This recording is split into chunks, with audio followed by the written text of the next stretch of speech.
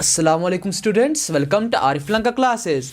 तो लेक्चर को स्टार्ट करने से पहले मैं आपको एक बात बोलना चाहता हूँ, वो ये है कि मतलब मैं बहुत ज़्यादा शुक्रगुजार हूँ आपका कि जितना परसों से जब से हमने ये नीट लेक्चर स्टार्ट किए हुए हैं तब से जितना आपने सपोर्ट किया हुआ है चैनल को, हम मेरी जो यूट्यूब चैनल है उसको जितना आपने सपोर्ट किया हुआ है उसके लिए बहुत ज़्यादा शुक्रिया। ठीक है बेटा, ऐसे ही आप सपोर्ट करते रहो और इंशाल्लाह मैं पूरी कोशिश कर लूँगा आपके लिए एक बेस्ट प्रोडक्ट, आपके लिए एक बेस्ट मटीरियल यहाँ से प्रोवाइड करने की, सो दैट जो आपका नीट का एग्ज़ाम है आप अच्छे से उसमें क्वालिफाई हो जाओ इंशाल्लाह। ठीक है बेटा, तो जो पिछला वाला लेक्चर, कल वाला लेक्चर जो हमारा था वो हमने कहाँ पर छोड़ा हुआ था? फास्ट ब्रीडिंग पर। तो थोड़ा रिकैप्चुलेट कर लेंगे हम बेटा कि कल हमने क्या पढ़ा हुआ था। तो जो हमारा कल का लेक्चर था वो हमने बेसिकली स्टार्ट ही किया हुआ था ऑन इनहेलेशन, यानी ब्रीथिंग जो हमारी होती है, it is also called as the inspiration. इस इंस्पायरेशन का जो कॉन्सेप्ट है ये मैंने आपको थोरेसिक चैम्बर यानी थोरेसिक कैविटी में पहले मैंने आपको दिखा दी कि जो हमारी बॉडी कैविटी है which is also called as the coelom, there is a muscle which is basically called as the diaphragm. Diaphragm basically divides this body cavity into the two halves. One is to be called as the thoracic cavity, second is to be called as the abdominal cavity. जो thoracic cavity यानी जो मेरा ये thoracic chamber है, इसी में basically मेरे lungs present होते होते हैं, इसी में मेरा alveoli प्रेजेंट है। abdominal cavity की मुझे यहाँ पर बात नहीं कर लेनी है, मुझे सारी बात कर लेनी है thoracic cavity की। thoracic cavity में नोज के ज़रिए जो मेरा एयर है वो बेसिकली इनहेल कहाँ हो रहा है? सारा मेरे लंग्स में। फिर हमने ब्रीथिंग में आपने ये देख लिया कि कौन सा एक कुदरती प्रोसेस है जो बेसिकली मेरे इस एयर को अंदर खींच रहा है। At that time I told you that it is basically my Boyle's law who governs the intake of the air into your lungs, into your thoracic cavity। वो भी मैंने कैसे बोला? मैंने बोला वहाँ पर आपको ये कि ये जो Boyle's law होता है इसमें जो आपका प्रेशर होता है it is basically inversely proportional to the volume। तो जितना मुझे volume of the thoracic cavity जितना मैं इसको बढ़ाऊंगा, जितना मैं इसको बढ़ाऊँ उतना मेरा प्रेशर कम हो जाएगा। जितना मेरा प्रेशर कम हो जाएगा उतना डिफ्यूजन की वजह से बाहर से जो मेरा एयर है वो कहाँ आ जाएगा? अंदर आ जाएगा। तो वहाँ पर मैंने बोला नीट के एग्जाम में क्वेश्चन फ्रेम हो सकता है which are the basically those two type of the muscle which are to be responsible for the contraction of the which are to be basically responsible for the contraction so that the thoracic cavity का volume increase हो जाए। What are those two muscles called as? Intercostal muscles. Costal word ही लिया, intercostal नहीं, external intercostal muscles, क्योंकि जो coastal है, coastal word ही हमने बेसिकली लिया है रिब्स से। कहाँ से लिया है? इंटर हो गया इसके अंदर, लेकिन बाहर साइड से, लेकिन अंदर साइड से हमने बोला बाहर साइड, एक्सटर्नल साइड से इंटरकोस्टल मसल्स। यही कल का कंसेप्ट था। और मैंने कल इतना भी आपको बताया हुआ था कि अगर हम बात कर लेंगे हमारे इस थोरेसिक चैम्बर की, ये एक पूरा एयर टाइट चैम्बर होता है। अगर हम इसके डॉर्सल साइड की बात कर ले तो वहाँ पर मेरा वर्टिब्रल कॉलम प्रेजेंट होता है। अगर मैं इसके लेटरल साइड्स की बात कर लूँ तो वहाँ पर मेरा लिवस प्रेजेंट होता है। अगर मैं इसके फ्रंटियर साइड की बात कर लूँ तो वहाँ पर मेरा स्टर्नम प्रेजेंट होता है। अगर मैं इसके पोस्टीरियर साइड की बात करूँ वहाँ पर मेरा डायफ्राम प्रेजेंट होता है। ये मैंने कल पढ़ाया, इनहेलेशन मैंने कल पूरा कंप्लीट करवाया। आज इसी ब्रीथिंग का हम सेकंड हिस्सा पढ़ लेंगे जिसको हम बोलते हैं एज एक्सहेलेशन। क्या पढ़ते हैं? एक्सहेलेशन।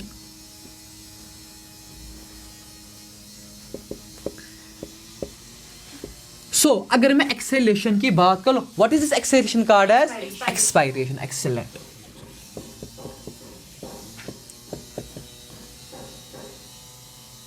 एक्सपायरेशन।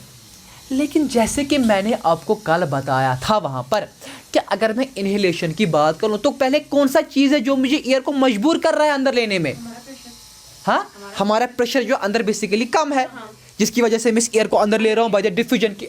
बाहर जो एयर का प्रेशर है वो ज़्यादा है और अंदर कम है। अब मसला है ये कौन सा मैकेनिज्म यहाँ पर है जो मुझे मजबूर कर रहा है इस एयर को वापस छोड़ने में, यानी कार्बन डाइऑक्साइड को वापस छोड़ने में? सवाल है कि नहीं है? क्या लग रहा है आपको, क्या कॉन्सेप्ट होगा यहाँ पर? Basically the concept is the power. देखो कौन सा कॉन्सेप्ट मुझे यहाँ पर लग जाएगा जो ज़रूरत है। इतना तो समझ में आ गया। Exhalation is also called as the expiration. देखो बेटा क्या हो जाता है, जब मेरे थोरेसिक कैविटी का वॉल्यूम बढ़ जाता है, बढ़ गया, एयर को अंदर में ले लिया। अब मुझे एज पर बॉयलेस लॉ और लगा देना है यहाँ पर। मुझे कौन सा लॉ लगाना है? बॉयलेस लॉ। समझ लेना बात को, और लिखूंगा मैं यहां पर बॉयलेस लॉ। आज बॉयलेस लॉ क्या बताता है? प्रेशर जो मेरा होता है it is inversely proportional to volume. लेकिन किसका प्रेशर? प्रेशर जो मेरे इस थोरेसिक कैविटी का, वो इनवर्सली प्रोपोर्शनल है volume of the thoracic cavity. Boltzmann गोबरा पूरा कंसंट्रेट कर लेना। ये जो मेरा वॉल्यूम है, ये जो मेरा वॉल्यूम वो क्या है? अब अंदर कम है, अभी नहीं, अभी ज्यादा है क्योंकि प्रेशर अंदर, हवा आनी है ना अंदर। उसने सही बता दिया। वॉल्यूम क्या है मेरा? इस अभी जो मेरा वॉल्यूम है थोरेसिक कैविटी में वो क्या है? कम। क्यों है कम? क्योंकि प्रेशर अभी हमें बाहर से ज्यादा है। यानी मुझे बेसिकली मैंने प्रेशर जब अंदर ले लिया, प्रेशर तो अब मेरी बॉडी में बहुत ज्यादा है। हाँ। जब प्रेशर बहुत ज्यादा तो वॉल्यूम कम है। हाँ। है ना कि नहीं? सीधी सी बात है। इससे पहले प्रेशर ही कम था तब वॉल्यूम ज्यादा था। अब प्रेशर बेसिकली ज्यादा है, वॉल्यूम क्या है? कम। तो अब जो मेरा अंदर ये कार्बन डाइऑक्साइड है, यानी ये जो मेरा गैस है, as per the process of the diffusion ये गैस कहाँ चला जाएगा? बाहर। क्योंकि कंसंट्रेशन यहाँ पर, प्रेशर यहाँ पर क्या है? इस प्रेशर को अब कहाँ जाना है? लोअर कंसंट्रेशन में चला जाना है ना। तो ये निकलेगा ये गैस आई हेवी, वहाँ से निकलेगा और चला जाएगा बाहर, चला जाएगा एनवायरनमेंट में। वो तो पता ही, आप एक्सेल ओवर करेगा वहीं से, नोज वो से ही। तो अल्टीमेटली हो गया प्रेशर वापस कम, हो गया ऐसे कंटिन्यूसली रहेगा, प्रेशर कम वॉल्यूम ज़्यादा। बट अब दूसरा सवाल नीट में जो आएगा यहाँ पर, इतना आया समझ, ये भी बहुत ही इंपॉर्टेंट था बॉयलेज लॉ। देखो मैंने आपको कुछ भी यहाँ पर अपना नहीं बताया, एज पर द कॉन्सेप्ट सारा चल रहे हैं। सो ये बॉयलेज लॉ का ये वाला कॉन्सेप्ट, सेकेंड कॉन्सेप्ट। जब मैंने वहाँ पर देख लिया इनहेलेशन में कि basically two types of the muscles are to be responsible, वो जो बेसिकली कंट्रैक्ट कर लेते हैं और जिसकी वजह से जो मैं एयर हूँ वो अंदर में खींच लेता हूँ। So that two muscles are to be called as the intercostal muscles and the diaphragm. यहाँ पर क्या आपको लग रहा है कैसे, जैसे हमने वहाँ पर पढ़ा कैसे हो रहा है ये लंग्स की जो थोरेसिक कैविटी का वॉल्यूम कैसे बढ़ रहा है, ऐसे तो यहाँ पर भी देखना है। तो थोरेसिक कैविटी का वॉल्यूम कैसे घट रहा है, एक्सीलरेट कैसे घट रहा है। सो यहाँ पर भी basically two types of the muscles responsible है। बट वो क्या कर लेंगे? वो अब यहाँ पर कंट्रैक्ट नहीं करेंगे, वो रिलैक्स कर लेंगे। और वो कौन सी मसल्स है? और यही दो मसल्स है, external intercostal muscles and the diaphragm muscles. इसमें भी external intercostal coastal muscles and diaphragm muscles. But करेंगे क्या? उनको रिलैक्स करवाएंगे। वहाँ पर क्या कर लेंगे वो? Excellent. So external intercostal muscles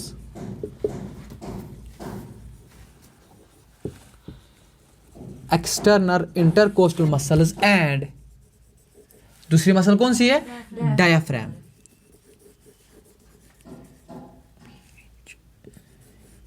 और जो डायफ्राम, ये दोनों मसल्स क्या कर लेंगे बेसिकली? रिलैक्स। एक्सीलेंट। ये बेसिकली यहाँ पर रिलैक्स कर लेंगे। जब डायफ्राम रिलैक्स कर लेगी, कल ही मैंने बताया था कि suppose this is a thoracic cavity, ये सपोज मेरी बॉडी है, डायफ्राम होता है डोम शेप्ड। जब मैं इनहेल कर रहा हूँ डायफ्राम बन रहा है मेरा फ्लैट। क्या बन रहा है? डायफ्राम अपनी इनिशियल पोजीशन से फाइनल पोजीशन तक आता है 1 सेंटीमीटर नीचे। अब मैं जब एक्सेल कर रहा हूँ, डायफ्राम को मैं वापस अपनी जगह ले रहा हूँ, यानी ये वापस आ जाएगा, ये रिलैक्स हो जाएगा, तब ये वापस ऊपर चढ़ जाएगा।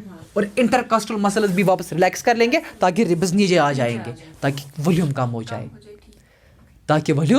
कम हो जाए। So this type of the muscles are intercostal, external intercostal, and इनकी रिलैक्सेशन करवाएगी मुझे वॉल्यूम को कम और प्रेशर को क्या करवाएगी? ज़्यादा। सो दैट कि ये बाहर निकलेंगे, ये बाहर निकल जाएंगे, उसके बाद फिर प्रेशर वापस कम हो जाएगा। अब रखो दूसरा कॉन्सेप्ट नजर। जब मैंने कल देखो, ये मुझे लग रहा है, मुझे यहाँ एक बार बताऊंगा, ये नीट में बताइए क्वेश्चन आएगा इस साल, वो ये चीज़ है। जब मैं इनहेलेशन कर रहा हूँ, कल क्या कर रहा हूँ? इनहेलेशन। जब मैं कल इनहेलेशन कर रहा हूँ, इनहेलेशन में मैं प्रेशर को वहाँ पर यानी वॉल्यूम को इंक्रीज करने के लिए मैं किन मसल्स को कंट्रैक्ट करा रहा हूँ? बट उस कंट्रैक्शन के दौरान मेरी एनर्जी यूज हो रही है, कंट्रैक्शन के दौरान मेरी एनर्जी यूज हो रही है। सो अगर मेरी एनर्जी यूज हो रही है, वो मैं एटीपी यूज कर रहा हूँ कंट्रैक्ट कराने में। जहां पर मेरी एनर्जी यूज हो जाएगी कोई काम कराने में, that process is to be called as the active process. So I mean to say here that inhalation is basically a active process.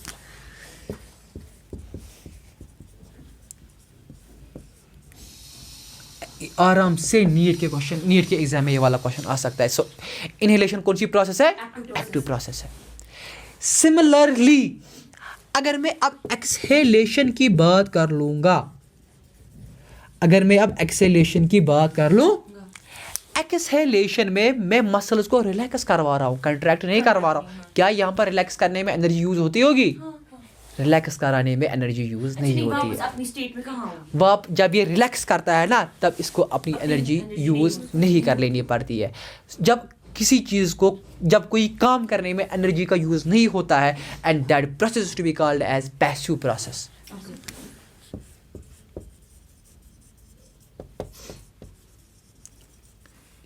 या इन शॉर्ट आप बता सकते हो यहाँ पर ये एक्टिव प्रोसेस नहीं है। ये यहाँ पर मैं क्रॉस लगा लूंगा, ये एक्टिव प्रोसेस नहीं है। आएगा मतलब which among the following is the active process, inhalation और एक्सहेलेशन? आपका आंसर क्या होगा? इतना कॉन्सेप्ट समझ में आ गया? कॉन्सेप्ट समझ में आ गया? अब और एक इससे भी ज़्यादा अंदर जाएंगे कॉन्सेप्ट में। देखो क्या है वो कॉन्सेप्ट मैं यहाँ बताऊँगा, सो दैट के आप आराम से, व्यूअर्स भी आराम से स्क्रीनशॉट ले पा। ये देखो बेटा क्या है वो कॉन्सेप्ट। जब स्ट्रेनियस यानी जब मुझे फास्ट ब्रीथिंग करनी पड़ती है, क्या करनी पड़ती है? Fast breathing. और जब मैं तब एक्सहेल करता हूं, तब मुझे फोर्सफुल इस एयर को छोड़ना पड़ता है, और तब भी मेरे इंटरकोस्टल मसल्स और मेरा डायफ्राम कंट्रैक्ट करता है। तब कंट्रैक्ट करता है। ये मतलब नॉर्मल पोजीशन में कांटेक्ट नहीं करेगा, तब भी इसको कंट्रैक्ट करना पड़ता है इस एयर को वापस छोड़ने में। एट दैट टाइम देखो ये आएगा ही आएगा, मुझे लग रहा है नीट में मतलब वो कंफ्यूज करने के लिए डालेगा। द फोर्सफुल एक्सेलेशन, एक्सहेलेशन जो है ये it is basically active process. क्यों है एक्टिव प्रोसेस? एनर्जी तब यूज करनी पड़ती है इंटरकोस्टल मसल्स और मेरे इस डायफ्राम को कंट्रैक्ट करने में, सो दैट कि जल्दी जल्दी ये वहां पर क्या फेंक ले, एयर को वापस फेंक ले जल्दी जल्दी। समझ में आ गया आपको? At that time it is the active process. But यहाँ पर जो एक्सेलेशन है, नॉर्मल एक्सेलेशन में ये एक्टिव प्रोसेस नहीं है, और इनहेलेशन जो मेरी है it is a basically an active process. ये बेटा मेरी एक्टिव प्रोसेस बेसिकली है। आ गया समझ में?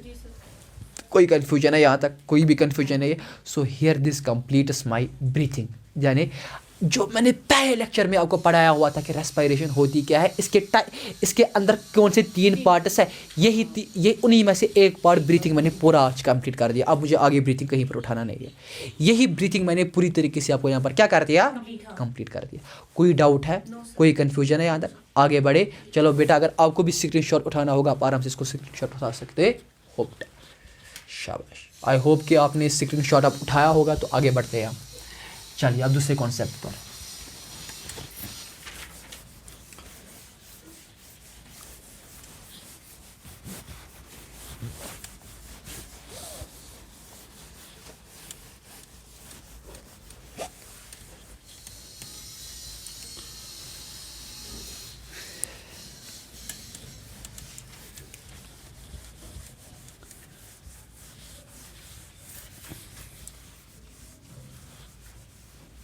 देखो बेटा, जब मैं सिंपल ब्रीथिंग कर लेता हूँ, यानी जब मैं सिंपल इनहेलेशन कर लेता हूँ, तब मेरा डायफ्राम जो है वो कितने सेंटीमीटर नीचे आ जाता है?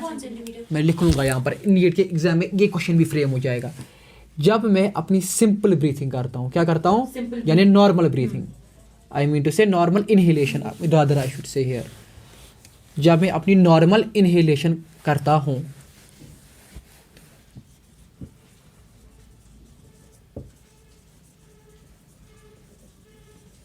जब मैं नॉर्मल इनहेलेशन करता हूं तब डायफ्राम कितने सेंटीमीटर नीचे आता है? लेकिन जब मैं फास्ट इनहेलेशन करता हूं, क्या करता हूं, आएगा मतलब नीट में, फास्ट इनहेलेशन के दौरान मेरा डायफ्राम 10 सेंटीमीटर नीचे आ जाता है। इसलिए कभी लगता है कि पेन थोड़ा लग रहा है, फिर जब बहुत इंसान जब दौड़ता है तो लगती है थोड़ी पेन। फास्ट इनहेलेशन के वक्त 10 सेंटीमीटर इंसान नीचे 10 सेंटीमीटर डायफ्राम नीचे आ जाता है, इंसान नहीं, डायफ्राम जो है वो 10 सेंटीमीटर नीचे चला जाता है। एक तो कॉन्सेप्ट ये यहाँ पर आएगा, मतलब नीट के एग्जाम में क्वेश्चन। दूसरा कॉन्सेप्ट यहाँ पर पकड़ो, जब मैं एयर को इनहेल करता हूँ लगभग आप मान लो 500 ml ऑफ द एयर मेरे लंग्स में चला जाता है, लंग्स तक 500 ml ऑफ एयर। लेकिन इस 500 ml ऑफ एयर में सिर्फ 150 ml ऑफ द एयर, सिर्फ कितना 150 ml ऑफ एयर जो है मेरा, इतना ही सिर्फ चला जाएगा मेरे एल्वियोलाई के पास। और इसी कॉन्सेप्ट को हम बोलते हैं एज टाइडल वॉल्यूम। क्या बोलते हैं? Tidal volume. इसी कॉन्सेप्ट को हम बोलते हैं टाइडल वॉल्यूम। रख लिया, ये पहला इंपॉर्टेंट पॉइंट, ये याद आएगा मतलब नीट के एग्जाम में। दूसरा इंपॉर्टेंट पॉइंट यार, कितना लेते हैं आमद और कितना एल्वियोलाई के पास जाए तो उसको क्या बोलते हैं? Tidal volume. तीसरा पॉइंट, जब मैं ये रेस्पिरेशन कर लेता हूँ, यानी आई मीन टू से कि जब मैं इनहेल कर लेता हूँ, इस इनहेलेशन के वक्त कितना काम है डायाफ्राम का और कितना काम है इंटरकोस्टल मसल्स का, ये इनहेल मुझे करवाने के लिए।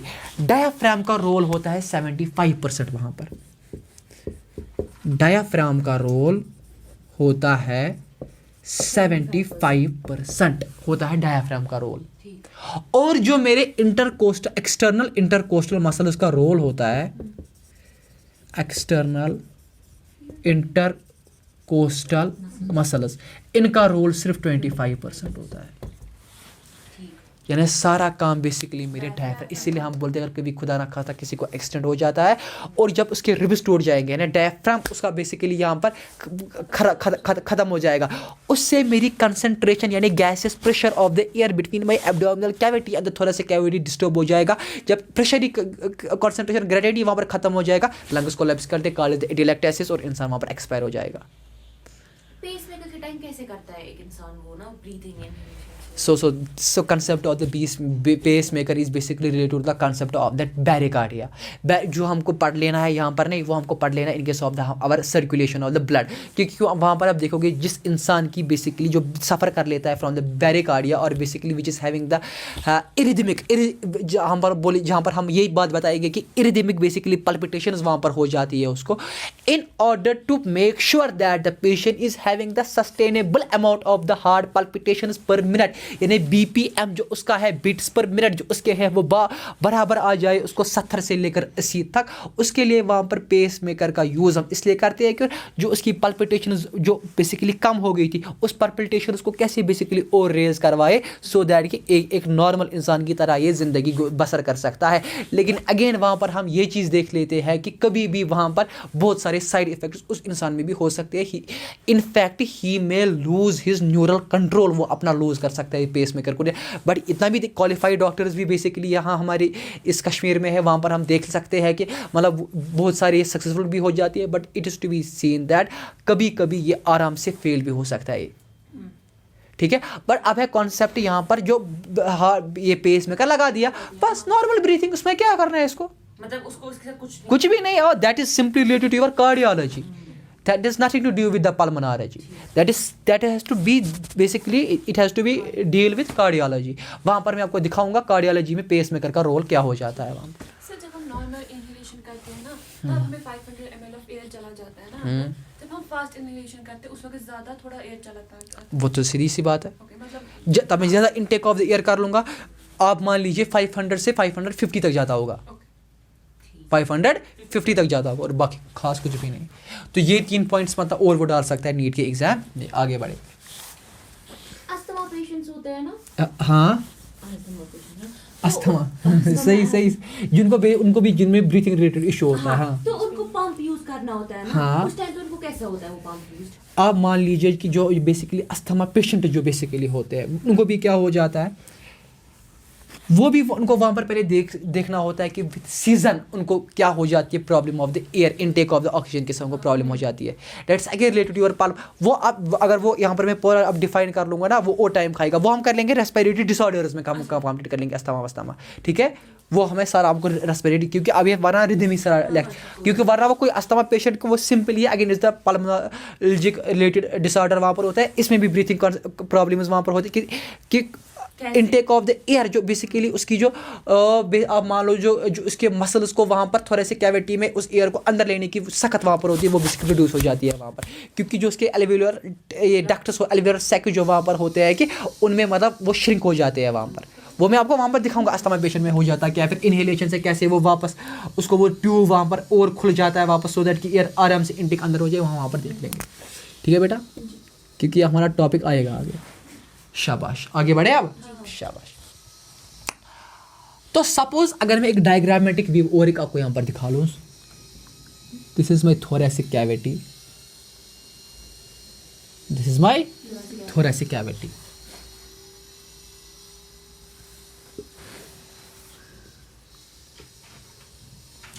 इस थोरैसिक कैविटी में this is my dorsal side,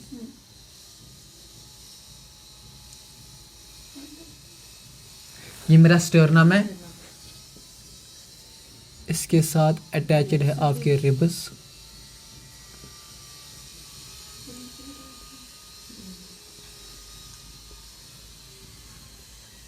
diagram मेरी उतनी अच्छी नहीं है हाँ आप मान लो ये मेरे रिब्स है और अंदर मेरे लंग्स प्रेजेंट है, अंदर मेरे लंग्स प्रेजेंट है बेसिकली। जब मैं एयर लूंगा अपने नोज से, यहाँ पर सपोज मैं आऊँ, मैंने अब एयर ले लिया, एयर आ गया अंदर ट्रैकिया के जरिए, वो अब पहुंचेगा मेरे, एयर कहाँ पर पहुंचेगा, लंग्स में, यानी अब लंग्स से मेरे एल्वियोलाइज होते हैं, एयर जाएगा एल्वियोलाई। बेसिकली अब मैं यहाँ पर पहले एल्वियोलाई का थोड़ा ये जो स्ट्रक्चर है वो एनलार्ज करके दिखाऊंगा, इतना तो आपको समझ में आ गया। ठीक है, अब देख लीजिए, अब ये मेरा एल्वियोलाई है, समझ लेना ये पूरी बात को।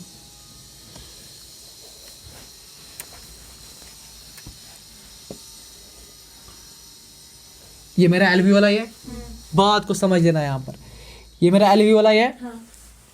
एल्वियोलाई में क्या है, अब जब मैं इनहेलेशन करता हूँ हमारी ऑक्सीजन चला जाएगा, जा रहा है ऑक्सीजन मेरा, यहाँ पर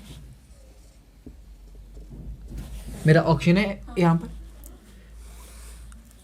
इसके नीचे जो मेरा ऑक्सीजन जो मेरा है ये चला जा रहा है एल्वियोलाई में। सपोज मान लो यहाँ पर मेरा हार्ट है, यहाँ पर मेरा हार्ट में पता है लेफ्ट चैम्बर राइट चैम्बर होता है कि नहीं। जब मैं इनहेल करता हूं और जब मेरे पास ऑलरेडी अब हार्ट का काम क्या है, एयर को ब्लड को पंप कर लेना। जो लेफ्ट साइड मतलब ये भैया परिक्रिया ना, जब मैं फ्रंट साइड से आऊंगा ना, ये मेरा हार्ट का राइट साइड बनेगा, ये मेरा लेफ्ट साइड बनेगा। ठीक है, यहां से हार्ट मेरा कलेक्ट कर लेता है अपना डीऑक्सीजनेटेड ब्लड। क्या कर लेता है कलेक्ट, समझ लेना कॉन्सेप्ट को। मान लीजिए यहां पर मेरा डीऑक्सीजनेटेड ब्लड है,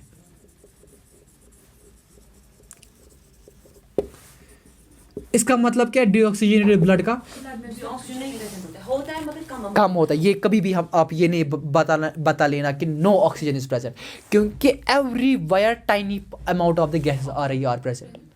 कभी भी ऐसा नहीं बोलना कि नो ऑक्सीजन। सो डी का मतलब है कम है, यहाँ पर ऑक्सीजन कम है, ऑक्सीजन यहाँ पर कम है।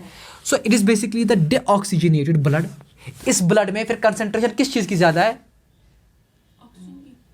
चेक का डीऑक्सीजनेटेड ब्लड। डीऑक्सीजनेटेड ब्लड का मतलब है ऑक्सीजन की कंसंट्रेशन यहाँ पर कम है, और किसकी ज्यादा है, कार्बन डाइऑक्साइड की, क्योंकि वो अल्टीमेटली मेरी सेल्स में हुआ होगा ना, वहाँ पर वेस्ट प्रोडक्ट है वो क्योंकि मैंने बोला ना कल, जैसे देखो बेटा क्या हुआ आपको, ये मेरा ग्लूकोज है, ग्लूकोज पर जब मेरा ऑक्सीजन बैठेगा ये इसको करवाएगा ना कन्वर्ट इनटू द एटीपी में, और करवाएगा किसमें कन्वर्ट इनटू कार्बन डाइऑक्साइड। मेरा यहाँ पर टॉक्सिक सब्सटेंस है ना, वेस्ट मटेरियल है ना, इसको मुझे किसी भी तरीके से इरेडिकुलेट करवाना है ना वहाँ पर। हमारा हीमोग्लोबिन ऑक्सीजन डालता है, जो जब कार्बन डाइऑक्साइड हमारे उस हीमोग्लोबिन में ब्लड में चला जाता है वो डीऑक्सीनेटेड बन जाता है। जब मेरा ऑक्सीजन ग्लूकोज सेल में चला जाएगा, हाँ। सेल में ऑलरेडी ग्लूकोज प्रेजेंट है, हाँ। बैठ गया इस पर ऑक्सीजन, इस ऑक्सीजन ने कन्वर्ट कर दिया ग्लूकोज को एटीपी में, जो मुझे सेल के लिए प्राइम रिक्वायरमेंट है, वरना सेल बेचारी मेरी मर जाएगी अगर इसको एनर्जी नहीं है। प्लस टॉक्सिक सब्सटेंस डालेगी ना कार्बन डाइऑक्साइड, ये कहाँ जाएगा फिर वापस कार्बन डाइऑक्साइड ब्लड में। तो उस ब्लड को क्या बोलेंगे जिसमें कार्बन डाइऑक्साइड की क्वांटिटी ज्यादा है, ऑक्सीजन, वो कहाँ जाएगा डीऑक्सीजनेटेड ब्लड, हमारे हार्ट में, हमारे हार्ट में जाएगा वो डीऑक्सीजनेटेड ब्लड। तो ये डीऑक्सीजनेटेड ब्लड जब मेरे हार्ट के पास चला गया, सपोज ऐसे समझ लो, अब ये इतना समझ में आ गया ना साइकिल, अब समझ लो यहाँ पर मेरा टिश्यू, यहाँ पर मेरी सेल है, यहाँ पर मेरी सेल है, ठीक है। देखो कितना अच्छा व्यू मैं आपको दूंगा। ये जो सेल है ना, ये बेचारी रो रही है, क्या कर रही है, रो रही है।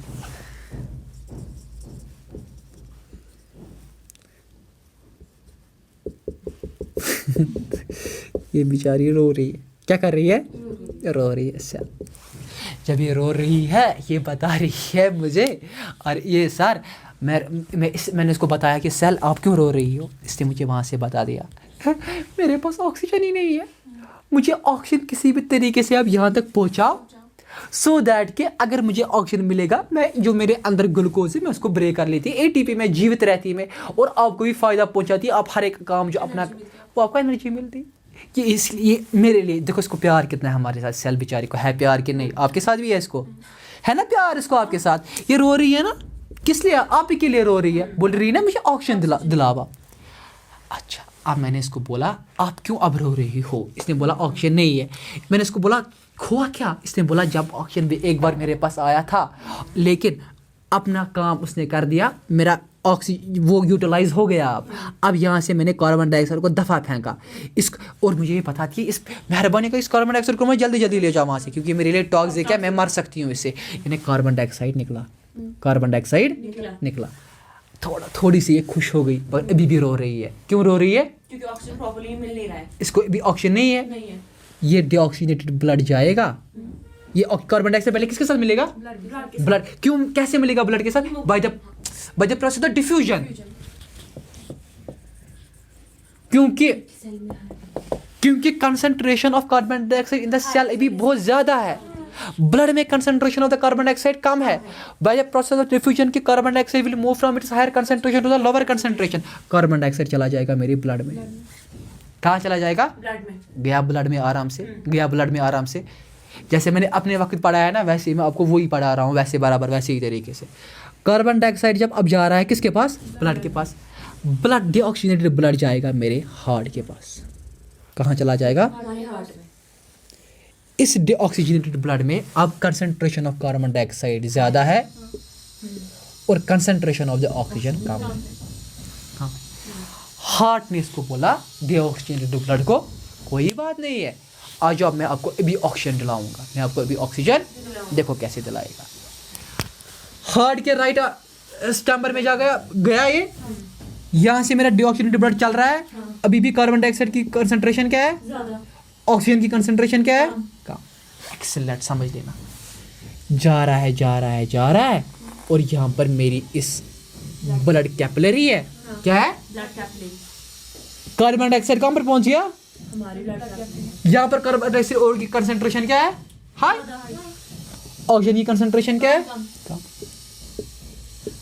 अब यहाँ पर क्या हो जाएगा, अब यहाँ पर इसका मेम्ब्रेन है ना, यहाँ पर ये वो भी अभी पढ़ाऊंगा आपका, रेस्पिरेटरी मेम्ब्रेन भी मैं आपको पढ़ाऊंगा, वो थिन होता है बहुत।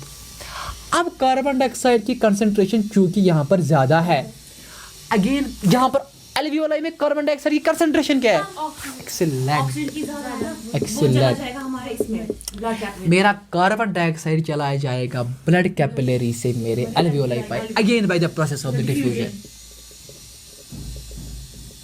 क्योंकि यहाँ पर मेरा कार्बन डाइऑक्साइड बताएगा इसको, ओ भाई मेरा जो कार्बन डाइऑक्साइड की कंसंट्रेशन यहाँ पर है वो बहुत ही ज़्यादा है, मुझे चला जाना है from the higher concentration to the lower concentration, तो मैं चला जाऊँगा यहाँ पर। अब कार्बन और ऑक्सीजन जो मेरा है वो यहाँ पर ज़्यादा है, वो जाएगा again from the higher concentration, यानी ऑक्सीजन यहाँ से चला जाएगा और मेरी ब्लड कैपिलरी में आ जाएगा। आ गया कि नहीं। अब जब ये ऑक्सीजन इस ब्लड के साथ यहाँ पर मिल गया तो है अब ऑक्सीजनेटेड ब्लड। अब ऑक्सीजनेटेड ब्लड कहाँ जाएगा, हमारे सेल्स में, ये मेरा ऑक्सीजनेटेड ब्लड है ना, इसको मिल गया ना, सेल क्या कर रही है वहां पर, रो रही है, लेकिन हार्ट इसको बताएगा, ओ चालाकी का सकासुर, अब तो बहुत चालाक होने चाहिए, अभी जब रो रहा था, अभी जब डीऑक्सीजनेटेड था मेरे पास आ गया, क्या अब तो और मेरा ऐसा नहीं जुतलाएगा, क्या मेरे पास और वापस नहीं आएगा। इसको ब्लड बोलेगा नहीं, मैंने, इसको बोलेगा ऑक्सीजनेटेड ब्लड नहीं मैं नहीं आऊँगा, लेकिन हार्ट है सारा अल्लाह ताला ने कंट्रोल ही बॉडी में, हार्ट ने एक बार पल्पिटेट करना बंद कर लिया, ख़त्म, तो गेम इज़ ओवर। इसको मानना, ये इसका, आप मान लीजिए इसका पापा है और ये इसका बेटा है, इसको पापा का हुक्म मानना ही मानना है। अगर वो कितना भी शरारत कर ले वहाँ से, ये आ जाएगा सिंपली अच्छे तरीके से, हाँ, पापा की बात मान लेगा और अल्टीमेटली पहुंचेगा कहाँ पर, हार्ट पे। अब इसको हार्ट बोलेगा, अच्छा आपने मेरी बात मान ली, अब मैं आपको बताऊंगा असली डेस्टिनेशन कहाँ पर है आपकी। चलेगा ये यहाँ से, हार्ट को पंप करवाएगा वापस और आ जाएगा आपकी सेल में। अब यहाँ पर ऑक्सीजन की कंसंट्रेशन ज़्यादा है, कार्बन डाइऑक्साइड की कंसंट्रेशन कम है, तो यहाँ पर अब सेल मेरी कहाँ रोएगी, अब क्या करेगी सेल, आप खुश हो जाएगी। अब रोना हो गया, अब रोना ख़त्म हो गया, अब ये मुस्कुराई, इस सेल ने अब मुस्कुराया, इस सेल ने अब मुस्कुराया, तो इसने अपना ऑक्सीजन ले लिया और अल्टीमेटली कार्बन डाइऑक्साइड तो यहाँ पर कम ही है, और वो कार्बन डाइऑक्साइड और वापस ज़्यादा था तो वो उसने ले लिया। मरने के दम तक आपको बराबर अंदर से यही प्रोसेस होता रहेगा। ये मैंने सारा प्रोसेस ही आपको यहाँ पर क्लियर करवा दिया। है कोई कन्फ्यूजन और इसके रिलेटेड, रिपीट कर लो कहीं पर और, आ गया पूरी तरीके से समझ, एक्सेलेंट।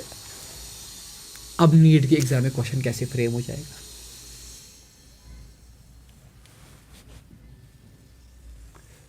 अब नीट के एग्जाम में क्वेश्चन कैसे फ्रेम हो जाए,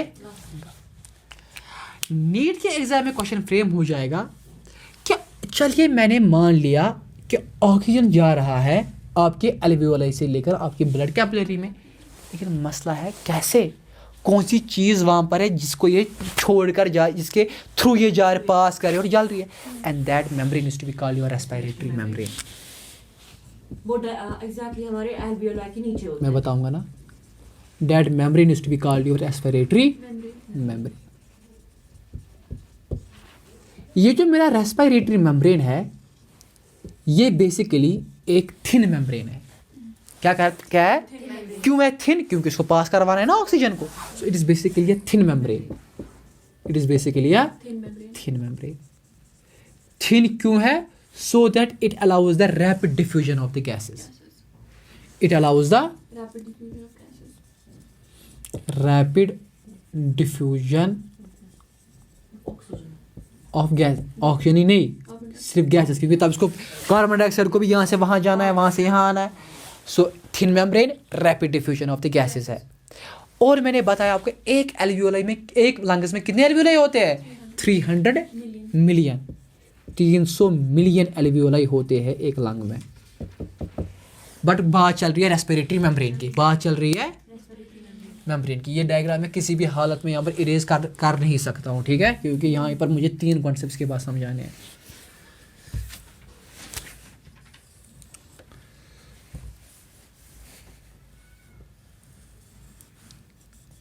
इतना समझ लिया अपने रेस्पिरेटरी मेम्ब्रेन से, थिन मेम्ब्रेन है, क्यों है थिन, ताकि इसको रैपिड डिफ्यूजन कर लेना है गैसेस का।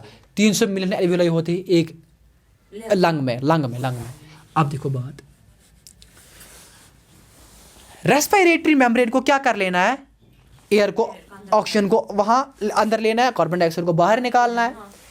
अब सवाल आएगा नीट पे, ये किन लेयर्स की बनी हुई होती है और वो रेस्पिरेटरी मेम्ब्रेन क्या होती है। देखो ये है ना यहाँ पर आपका एल्वियोलाई, लेकिन इसके अंदर जो कोटिंग ऑफ मसल्स है वो कौन सी मसल्स होती है यहाँ पर, मतलब आई मीन टू से वो कौन सी सेल्स होती है यहाँ पर, सेल्स ना सेल्स, जैसा बोला ना परसों ही, these are basically the squamous cells, simple squamous cells, simple squamous आएगा एग्जाम में, सिंपल स्क्वैमस सेल्स होते हैं यहाँ पर। और इसके इर्द गिर्द एक मेम्ब्रेन होता है, क्या होता है,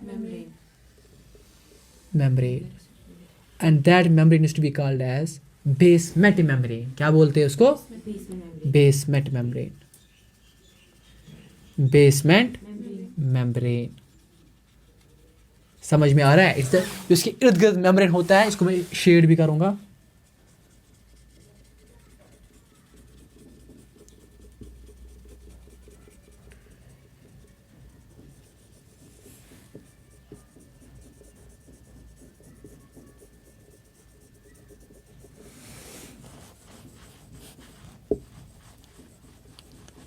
ये मेरा बेसमेंट मेम्ब्रेन होता है।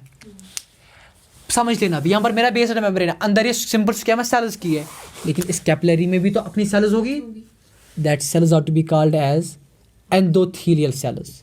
उनको हम कौन सी सेल्स बोलते हैं? Endothelial cells. और इन एंडोथेलियल सेल्स का भी अपना मेम्ब्रेन होगा, again that is to be called as the basement membrane. वो होता है इसके इर्द गिर्द यहाँ पर, इसीलिए हम इस मेम्ब्रेन और इस मेम्ब्रेन को एक ही मान लेते हैं, सिंगल बेसमेंट मेम्ब्रेन। ठीक है बेटा? तो नीट के एग्जाम में क्वेश्चन आएगा रेस्पिरेटरी मेम्ब्रेन कितनी चीज़ों की बनी हुई होती है। देखो 4 लेयर्स की ये बनी हुई होती है। कितनी लेयर्स की? आप बोलोगे कौन कौन सी लेयर? पहली लेयर है, first layer is type 1 type 2 cells. कौन सी? टाइप 1 सेल्स, टाइप 1, हाँ टाइप 2, टाइप 1 मैंने पढ़ाया pneumocytes, type 2 septal cells and third cell is basically dust cells. Dust cells एक तो ये इस लेयर की बनी हुई होती है, दूसरा है एंडोथेलियल सेल्स की, इन सेल्स की जो यहाँ पर कैपिलरी में होते हैं, called as endothelial cells. Endothelial cells. तीसरी हो गई वहां पर जो मेम्ब्रेन, वो बेसिकली एपिथेलियल है ना, simple squamous epithelial, that membrane is to be called as the epithelial basement membrane. That is to be called as the epithelial, आपको दिख रहा है ना आराम से, एपिथेलियल बेसमेंट मेम्ब्रेन। मैं लिखूंगा बेसमेंट मेम्ब्रेन को BM, क्योंकि बेसमेंट मेम्ब्रेन की स्पेलिंग मैंने यहाँ पर लिख ली है, BASEMENT MEMBRANE। सो और बेसमेंट मेम्ब्रेन एक तो 4 लेयर्स की, एक है type 1 type 2 dust cells, type 1 are to be called as pneumocytes, type 2 is to be called as septal cells और डस्ट सेल्स, जिनको हम डस्ट सेल्स का दूसरा नाम है फैगोसाइटिस सेल्स। हाँ बताओ कंफ्यूजन। और उनका भी दूसरा नाम है ग्रैन्युलर न्यूमोसाइट्स। और है एंडोथेलियल सेल्स, और है एपिथेलियल बेसमेंट मेम्ब्रेन, और इसकी चौथी लेयर है, वो मैं चौथी लेयर चलो मैं यहाँ पर लिख लेता हूँ, और जिसकी चौथी that is to be called as capillary basement membrane. अच्छा ठीक, मतलब एक है एल्वियोलाई का बेसमेंट मेम्ब्रेन, एक है कैपिलरी का। एक्सीलेंट, कैपिलरी कैपिलरीज के वो इसमें है, वो भी इसकी लेयर है, और जो दो जो एल्वियोलाई के अपने हैं वो इसके में। एक्सीलेंट। तो यही सवाल आएगा एग्जाम में इस रेस्पिरेटरी मेम्ब्रेन के रिलेटेड। एक तो ये थिन मेम्ब्रेन है, rapid diffusion of the gases है, 300 मिलियन एल्वियोलाई होते हैं एक लंग में, जिन 4 लेयर्स की बनी हुई होती है उनमें से एक लेयर है type 1 type 2 dust cells, endothelial cells, epithelial basement membrane. तो ये हो गया आपका रेस्पिरेटरी मेम्ब्रेन यहाँ पर कंप्लीट। ठीक है, अब एक कॉन्सेप्ट और पढ़ाना है तो बस वो ये चीज़ है कि यहाँ पर हमको बात कर लेनी है अब प्रेशर की। नीट के एग्जाम में ये क्वेश्चन भी फ्रेम हो सकता है कि basically what is the partial pressure of the different gases in your lungs and in your this transport system, जब ये पूरा जा रहा है आपकी सेल के पास। समझ लेना, जब मेरा ऑक्सीजन अंदर आ जाता है, क्या आ जाता है, कहाँ पर आ जाता है अंदर, एल्वियोलाई में, तब partial pressure of the oxygen जो होता है, क्या होता है, वर्ड लिख लो, पार्शियल प्रेशर। पार्शियल प्रेशर का मतलब होता है इंडिविजुअल प्रेशर हर एक गैस का कितना है। So the partial pressure of the oxygen जो होता है that is 104 mmHg। mmHg mercury, ये basically is the unit of the pressure. तो कितना होता है बेटा partial pressure of the oxygen जब वो एंटर करता है एल्वियोलाई में, 104 mmHg, इतना होता है partial pressure of the oxygen. दूसरा कॉन्सेप्ट, तो अब इस दौरान कार्बन डाइऑक्साइड होता है ना काम, उसका प्रेशर कितना होता है, उसको कम ही होगा, उसका होता है 40 mmHg। कितना होता है, 40 mmHg इसका प्रेशर होता है। बस अब मैं कहीं पर भी mmHg नहीं लिखूंगा, आपको पता है इतना, अब मैं डायरेक्ट वैल्यू लिखूंगा। तो जब ऑक्सीजन ज्यादा होता है 104, कार्बन डाइऑक्साइड कम होता है, कितना होता है 40। आगे बढ़ेंगे, अब यहाँ पर कार्बन डाइऑक्साइड ज्यादा है, हाँ, तब इसका प्रेशर होता है 45 mmHg। ये वैल्यूज ना पूरा कंसेंट दिमाग में डाल दो बेटा, आपको ये बता रहा हूँ क्योंकि डायरेक्ट पूछे जाएगी आपके एग्जाम में। कितना होता है 45। और जब मेरी अब यहाँ पर ऑक्सीजन की कंसंट्रेशन क्या है, ज्यादा है, जब ये ऊपर चला जाएगा, और ऑक्सीजन की तब कम है, तब मेरा ऑक्सीजन की कंसंट्रेशन यहाँ पर 40 होती है। कितनी होती है, और जब ऑक्सीजन अंदर चला जाएगा तब तो 100, इससे पहले तो 104 थी, यहाँ पर इस ऑक्सीजन का पार्शियल प्रेशर बन जाता है 95। mmHg। कितना बन जाएगा? और कार्बन डाइऑक्साइड कम ही है ना, उसका रहता है तब वहां पर 40। कितना रहता है? 40। तो मगर जब ब्लड कैपिलरी से एल्वियोलाई में चला जाता है हाँ, तब कार्बन डाइऑक्साइड का जब कम हो जाएगा ना, तब और कार्बन डाइऑक्साइड का वही 40 रहेगा। जब कम हो जाएगा वो ठीक है 40, जब फिर उसमें जाके हाई हो जाएगा कार्बन डाइऑक्साइड में का लंग एल्वियोलाई में जब हाई एक्सीलेंट हो जाएगा ना, हाई वो वापस, तब 45 बन जाएगा। अच्छा ठीक, मतलब एल्वियोलाई में जब कार्बन डाइऑक्साइड हाई हो जाएगा तब हो जाएगा 45, जब लो हो जाएगा तब 40, हाँ? और ऑक्सीजन हो जाएगा high 104, तो 4। और ऑक्सीजन तो वहां पर एल्वियोलाई में किसी भी तरीके से कम नहीं है, वो तब एक ही बार कम होगा जब कार्बन डाइऑक्साइड को हम वापस डाल देंगे, हाँ, तब कितना होगा? तब 40। 40 ठीक। कम को रखना है याद 40, और ज्यादा जब होता है तब एक जो जगह वेरिएशन है वो मैं बताऊंगा। ऑक्सीजन जब यहाँ पर कम है तो 40 रहता है प्रेशर, कार्बन डाइऑक्साइड यहाँ पर ज्यादा है तो 45 रहेगा। सब बराबर नीट के एग्जाम में क्वेश्चन आएगा, बस यहाँ पर तो आपको ये जरूरत है। यहाँ पर भी कार्बन डाइऑक्साइड ज्यादा है तो कितना है? 45, क्योंकि ऑक्सीजन की जो कार्बन डाइऑक्साइड की जो मैक्सिमम पार्शियल प्रेशर है ऊपर जाने की, दैट इज 45, ओके। और ऑक्सीजन की है जो मैक्सिमम है दैट इज 104 एल्वियोलाई में। इस ट्रांसपोर्ट चेन में इसका सिर्फ होता है 95, बस ये याद रख लेना। ठीक, यहाँ पे कितना हो जाएगा सेल के पास? सेल के पास है ना ऑक्सीजन ज्यादा पहले, है ना, तब रहेगा कितना? 95। कार्बन डाइऑक्साइड है कम, तब रहेगा कितना? जब इसने आप इसको यूटिलाइज कर दिया, फिर कार्बन डाइऑक्साइड बनेगा 40, ऑक्सीजन बनेगा कितना? 95। जब ऑक्सीजन जब कार्बन डाइऑक्साइड निकलने के वक्त ज्यादा बन जाएगा ना, फिर हाँ ज्यादा बन जाएगा, वो आ जाएगा 45, ऑक्सीजन हो गया 40। ठीक, हाँ 40 सिंपल कॉन्सेप्ट ऑक्सीजन 40, आ गया समझ? हाँ 40।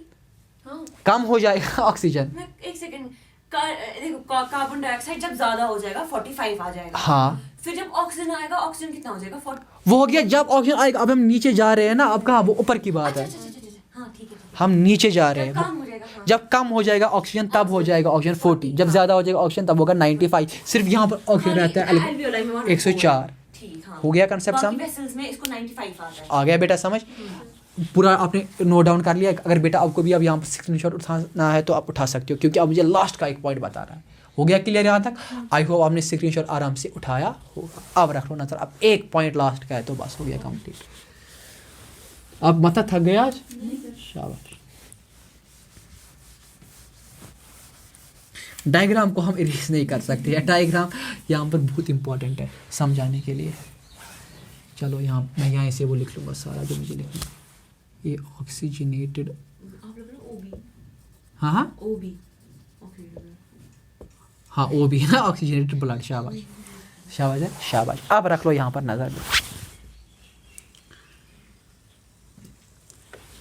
अब जब मेरा ऑक्सीजन जो है वो आएगा एल्वियोलाई से, कहाँ? हमारे कैपिलरी में। कहाँ से आएगा वो भी अब आपको पता है, आगे वो भी पता है। पार्शियल प्रेशर भी अब पता है, हर एक चीज़ का क्या है। अब मसला है, अब इसको आगे जाना है सेल्स तक, तो कहाँ से जाएगा और कैसे जाएगा? कैसे जाएगा अभी बताओ? हीमोग्लोबिन के थ्रू। एक्सेलेंट एक्सेलेंट, बस कंसेप्ट इतना ही है यहाँ पर, बस और कुछ भी नहीं है। कि जब मेरा ऑक्सीजन रेस्पिरेटरी मेम्ब्रेन से मेरे ब्लड में आ जाएगा, तब क्या हो जाएगा? याद रख लेना, ब्लड में बेसिकली दो चीज़ें हैं। ब्लड की बेसिकली मेन दो कंपोनेंट्स, एक को हम बोलते हैं एज प्लाज्मा। क्या बोलते हैं? प्लाज्मा। और दूसरे को हम बोलते हैं सेल्स। क्या बोलते हैं? सेल्स। ये कॉन्सेप्ट समझ लेना। ये जो प्लाज्मा होता है ये सिंपली एक लिक्विड होता है। क्या होता है? लिक्विड होता है, और इसमें कुछ प्रोटीन मॉलिक्यूल्स होती है, बट मेनली ये पानी लिक्विड ही होता है। सेल्स जो होती है ये बेसिकली आपकी आरबीसी सेल्स होती है। क्या होती है? RBC sales. कॉन्सेप्ट समझ लेना बेटा, रखो नजर यहाँ से। ये मेरी ब्लड कैपिलरी है, एल्वियोलाई है ना यहाँ पर। ये मेरी ब्लड कैपिलरी है ना। वो इस ब्लड में क्या क्या है? हमारा हाँ, प्लाज्मा और आरबीसी। प्लाज्मा है पानी की तरह, और आरबीसी सेल्स, और ये है मेरी आरबीसी सेल, और ये है मेरी आरबीसी सेल्स। ये है मेरी ब्लड में मेरी आरबीसी सेल्स। यहाँ पर भी मैं आपको दिखाऊंगा, वो ये आपने उतारा ना सारा, देखो यहाँ पर भी आपको अच्छे से दिखाऊंगा उसको।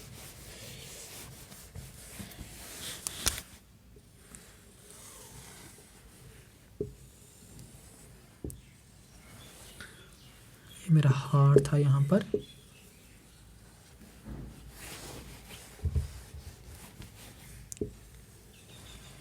यहाँ से देखो बेटा पूरा कंसंट्रेट कर रही ना। ब्लड में मेरा क्या है, plasma. Plasma is basically the liquid, और यहाँ इन्हीं में इसी में मेरी आरबीसी है। बट एक सबसे इम्पोर्टेंट पॉइंट यहाँ पर याद रख लोगे, वो ये चीज़ है कि oxygen is insoluble in liquid. क्या है? Oxygen is insoluble in liquid. Oxygen is insoluble in liquid. इसका मतलब है जब मेरा ऑक्सीजन ब्लड में जाएगा, प्लाज्मा का रोल इसको पहुंचाने का सेल्स में सिर्फ 3% है। क्यों? क्या है? खाली 3%। क्यों? क्योंकि ऑक्सीजन इज इनसॉल्युबल। जो वो 3% है वो थोड़ा सा हो जाता है एब्जॉर्ब, और 97% को रोल जो है वो इसी आरबीसी का है। कितना रोल है? 97% आरबीसी का रोल है यहाँ पर।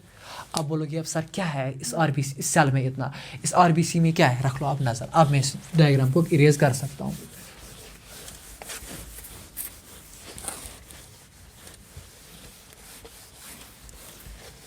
रख लो आप बेटा नजर।